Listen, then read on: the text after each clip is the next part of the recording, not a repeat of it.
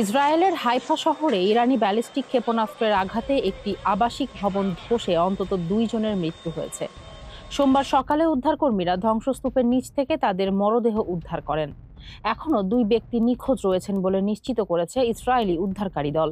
5 April রবিবার রাতে হাইফার ওই আবাসিক ভবনে সরাসরি আঘাত হানে কয়েকশো কেজি বিস্ফোরণবাহী একটি ইরানি ক্ষেপণাস্ত্র। এতে ভবনটির বেশ কয়েকটি তলা ধসে পড়ে।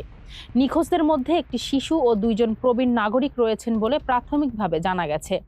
হামলায় 82 বছর বয়সী এক বৃদ্ধ গুরুতর আহত হয়েছেন। তাকে বর্তমানে রামবাম হেলথ কেয়ার ক্যাম্পাসে ভেন্টিলেশনে রাখা হয়েছে।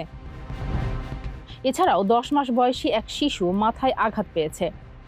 ইসরায়েলি সামরিক বাহিনীর প্রাথমিক তদন্তে দেখা গেছে ক্ষেপণাস্ত্রটি সরাসরি আঘাত হানলেও সেটির ওয়ারহেড বিস্ফোরিত হয়নি।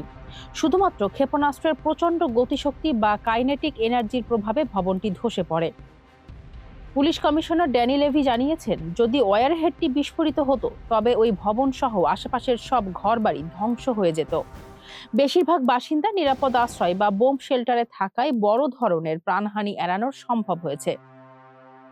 6 এপ্রিল সোমবার ভোরে আবারও হাইফা ও ইসরায়েলের মধ্যাঞ্চল লক্ষ্য করে 2 দফায় ক্ষেপণাস্ত্র হামলা চালায় ইরান।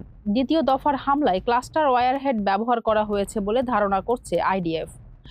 এই হামলায় 4 জন সামান্য আহত হয়েছেন এবং বেশ কিছু যানবাহনে আগুন ধরে গেছে। উল্লেখ্য, গত 28 ফেব্রুয়ারি যুদ্ধ শুরু হওয়ার পর থেকে ইরান ইসরায়েলে 500টিরও বেশি ব্যালিস্টিক ক্ষেপণাস্ত্র নিক্ষেপ করেছে। এসব হামলায় এখন পর্যন্ত ইসরায়েলি ও বিদেশি নাগরিক সহ 18 জন এবং পশ্চিম তীরে 4 জন ফিলিস্তিনি নিহত হয়েছেন। ওদিকে হাইফাই নিখোঁজদের উদ্ধারে এখনো অভিযান অব্যাহত রয়েছে।